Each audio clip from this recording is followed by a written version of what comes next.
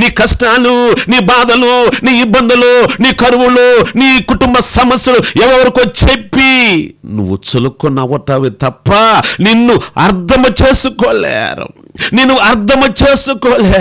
నిన్ను ఓదార్స్తున్నట్టుగా నటిస్తారు. కానీ వారు పక్కకెళ్ళిన తర్వాత ఈమెకి జరగాల్సిందే, ఇతనికి జరగాల్సిందే అని నీ ఎడల ఎన్ని అవమానకరంగా మాట్లాడతారో తెలుసా?